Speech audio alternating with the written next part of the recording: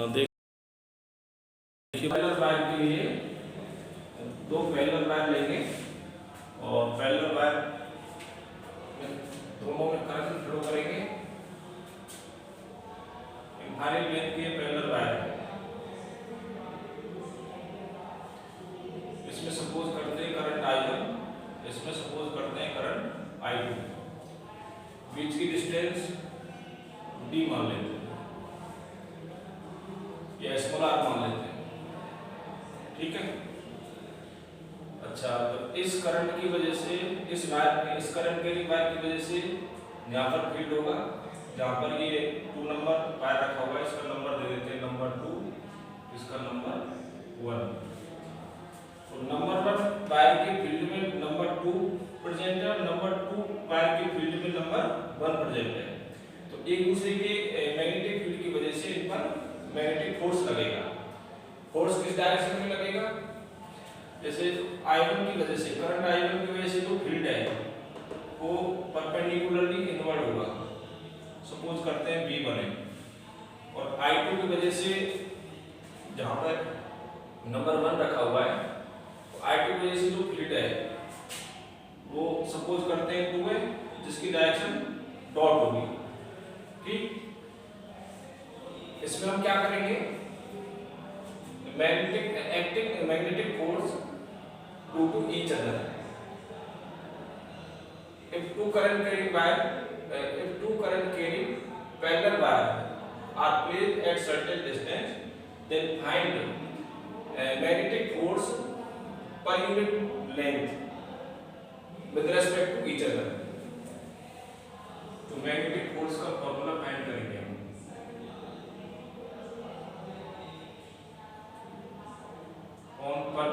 on unit length of each wire,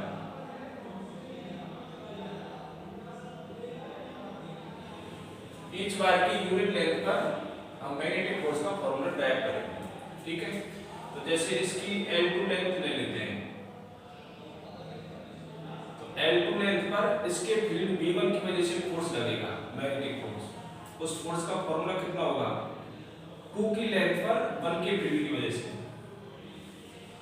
wire number 2 की length पर 1 के मैग्नेटिक फील्ड की वजह से फोर्स। तो वायर नंबर 2 में करंट, वायर नंबर 2 की लेंथ, लेकिन मैग्नेटिक फील्ड वायर नंबर 1 का, और साइन थीटा यहाँ पर किसके बीच का एंगल है? 2 में करंट और 1 का फील्ड V1। V1 की डायरेक्शन क्या है? क्रॉस, और 2 में डायरेक्शन क्या है? इस बोर्ड के प्लेन में करंट की डायरेक्शन है, लेकिन अपवर्ड है बोर्ड के प्लेन में, तो I2 की डायरेक्शन तो बोर्ड के प्लेन में है अपवर्ड, बट V1 की डायरेक्शन परपेंडिकुलरली इनवर्ड है। तो V1 और I2 के बीच का एंगल कितना हो जाएगा? 90 डिग्री, ठीक। F21 = I2 L2। V1 की वैल्यू कितनी होगी? V1 वायर नंबर 1 की वजह से, जहां पे वायर नंबर 2 रखा हुआ है वहां पर मैग्नेटिक फील्ड है V1, तो ये वायर नंबर 1 का मैग्नेटिक फील्ड है, मतलब करंट I1 का मैग्नेटिक फील्ड है। तो I1 की वजह से स्मॉल r डिस्टेंस पर, कितनी डिस्टेंस पर? स्मॉल r पर मैग्नेटिक फील्ड का फॉर्मूला क्या हो जाएगा? μ0I1/2πr। ये इनफाइनाइट लेंथ के वायर है, तो ये इनफाइनाइट लेंथ से r डिस्टेंस पर मैग्नेटिक फील्ड का फॉर्मूला कितना होता है? sin 90 कितना हो गया? 1। तो F21 इक्वल टू कितना आ गया? μ0I1/2πr1 × L2। तो ये वायर नंबर 2 की L2 लेंथ पर, वायर नंबर 2 की L2 लेंथ पर वायर नंबर 1 के करंट की वजह से, जब हमने कहा तो वायर नंबर 1 के करंट की मैग्नेटिक फील्ड की वजह से मैग्नेटिक फोर्स का फॉर्मूला है। तो L2 लेंथ पर है, तो यूनिट लेंथ पर लिखेंगे तो L2 से डिवाइड कर दो, L2 से डिवाइड कर देते हैं, तो ये इधर L2 आ जाएगा, तो μ0I1/2π,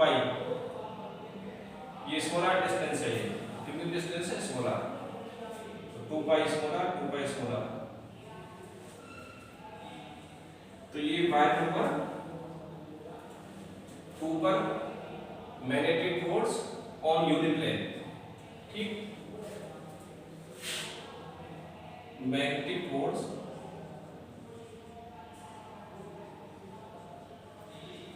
पर unit length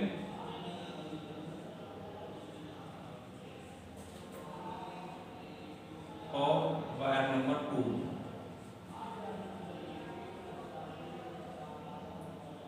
due to wire number 1, wire number 1 की वजह से 2 की यूनिट लेंथ पर मैग्नेटिक फोर्स का फॉर्मूला। अच्छा, ये डायरेक्शन क्या होगी? देखो, इसमें करंट बोर्ड के प्लेन में है लेकिन अपवर्ड है और V1 क्रॉस डायरेक्शन में, तो राइट हैंड पाम रूल से फाइंड करते हैं इसको, राइट हैंड स्लैम रूल भी बोल सकते हो, दाएं हाथ को थप्पड़ करके। तो इसमें फिंगर्स तो मैग्नेटिक फील्ड V1 की डायरेक्शन हो जाएगी स्ट्रेट, अंगूठा हो जाएगा I2 डायरेक्शन में, तो फोर्स लगेगा परपेंडिकुलरली आउटवर्ड पाम के, तो ये फोर्स इधर लगेगा F2 पर, ठीक है, मतलब वायर नंबर 1 की तरफ लगेगा, ठीक है। अच्छा, ऐसे ही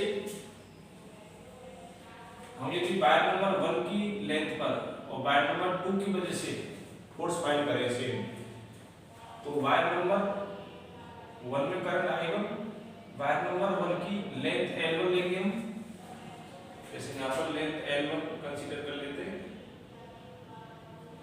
तो इस L1 में करंट कितनी फ्लो हो रही है? I1। इस L1 पर कौन से मैग्नेटिक फील्ड की वजह से फोर्स लगेगा? इस I2 करंट का मैग्नेटिक फील्ड की वजह से, I2 करंट का मैग्नेटिक फील्ड V2 है, किधर है? परपेंडिकुलरली आउटवर्ड डॉट डायरेक्शन में, तो इस V2 मैग्नेटिक फील्ड की वजह से L1 लेंथ पर जिसमें करंट की वैल्यू है I1 पर फोर्स लगेगा, तो उसका फॉर्मूला I1 sin थीटा, तो I1 L1, लेकिन फील्ड किसका? 2 का, थीटा किसके बीच का एंगल? I1 और V2 के बीच का एंगल है ना, तो I1 की डायरेक्शन बोर्ड के प्लेन में अपवर्ड, लेकिन V2 की डायरेक्शन परपेंडिकुलर आउटवर्ड, ऐसे। तो बताओ I1 की डायरेक्शन और V2 की डायरेक्शन के बीच का एंगल कितना है? 90। F12 equal to I1 L1 V2, V2 magnetic field किसकी वजह से? I2 करंट की वजह से, ठीक है, तो ये हो जाएगा म्यू नॉट I2 करंट की वजह से, लेकिन I2 करंट की वजह से कितनी डिस्टेंस पे है? स्मॉल r डिस्टेंस पे, तो 2 पाई स्मॉल r sin 90 1 हो जाएगा।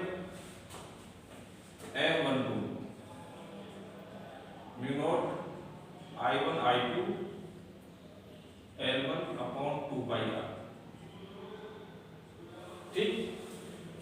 अच्छा, ये L1 लेंथ पर फोर्स की वैल्यू है, वायर नंबर 1 की L1 लेंथ पर फोर्स है, तो यूनिट लेंथ पे लिखेंगे तो L1 से डिवाइड कर दो, L1 से डिवाइड करते हैं, तो इधर L1 आ गया, इधर L1 से L1 कट हो जाएगा, तो mu naught I1 I2 upon 2 पाई r, तो ये वायर नंबर 1 की यूनिट लेंथ पर वायर नंबर 2 के मैग्नेटिक फील्ड की वजह से मैग्नेटिक फोर्स का फॉर्मूला है। इसको इक्वेशन सेकंड डाल देते हैं और इसको इक्वेशन 1 डाल देते हैं ना, तो इक्वेशन 1 में वायर नंबर 2 की यूनिट लेंथ पर जो फोर्स का फॉर्मूला है, वो इक्वेशन 2 में वायर नंबर 1 की यूनिट लेंथ पर फोर्स का फॉर्मूला है, मतलब दोनों फोर्स की वैल्यू सेम है। इसका मतलब दोनों वायर की यूनिट लेंथ पर फोर्स का फॉर्मूला सेम होता है, फोर्स का मैग्नीट्यूड सेम होता है, बट डायरेक्शन को देखें, इस पर direct right hand palm rule से इधर आएगी लेफ्ट में, और इस पर डायरेक्शन किधर आएगी?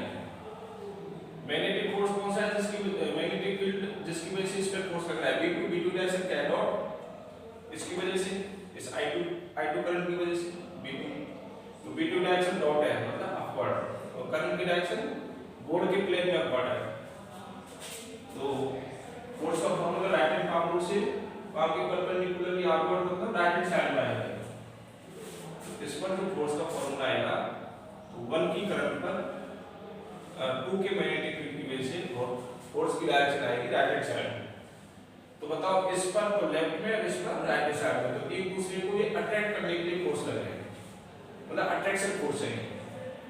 तो जब दोनों वायर में करंट की डायरेक्शन सेम होती है तो इन पर जो यूनिट लेंथ पर फोर्स का मैग्नीट्यूड होता है, दोनों पर मैग्नीट्यूड इक्वल पर डायरेक्शन एक दूसरे पर अपोजिट है, और अपोजिट भी किस तरीके से अट्रैक्शन करने के लिए, तो ये अट्रैक्टिव फोर्स है। तो ये फोर्स का फॉर्मूला आपको याद रखना है, न्यूमेरिकल में काम आता है। अच्छा, करंट की डायरेक्शन यदि हम अपोजिट कर देंगे, जैसे इसको अपोजिट कर दिया मैंने, I1 को डाउनवर्ड कर दिया, तो I1 को डाउनवर्ड कर दिया तो इस पर डॉट हो जाएगा V1, और V1 डॉट हो जाएगा तो इस पर फोर्स किधर लगेगा, इधर लगेगा राइट हैंड साइड में, तो F21 की डायरेक्शन राइट हैंड साइड हो जाएगी। और इस पर फोर्स किधर लगेगा, जब करंट I1 अपोजिट कर दी मैंने, तो करंट की डायरेक्शन अपोजिट हो गई, तो मैग्नेटिक फील्ड डॉट है, तो इस पर फोर्स लगेगा लेफ्ट हैंड साइड में। तो फिर इन दोनों फोर्सेस की डायरेक्शन जो है ना अपोजिट हो जाएगी। यदि इन दोनों में से किसी एक करंट को अपोजिट कर देते हैं तो इन दोनों फोर्स की डायरेक्शन अपोजिट हो जाएगी। अपोजिट हो जाएगी मतलब रिपल्सन लगेगा। क्या लगेगा? रिपल्सन। इसका मतलब दो parallel wire, current carrying parallel wire में डायरेक्शन यदि करंट की सेम है तो अट्रैक्शन फोर्स लगता है, और यदि डायरेक्शन अपोजिट है रेस्पेक्टिवली तो रिपल्सन फोर्स लगता है। लेकिन पर यूनिट फोर्स का जो मैग्नीट्यूड है, पर यूनिट लेंथ, वो फोर्स का magnitude mu naught I1 I2 upon 2 पाई r, mu naught I1 I2 upon 2 पाई r, मतलब दोनों पर इक्वल मैग्नीट्यूड होता है बट डायरेक्शन रेस्पेक्टिवली अपोजिट होती है। ठीक है, तो ये याद रखना है आपको। कोई प्रॉब्लम हो तो व्हाट्सएप नंबर लिख दिया, कोई भी क्वेश्चन या डाउट पूछ सकते हो।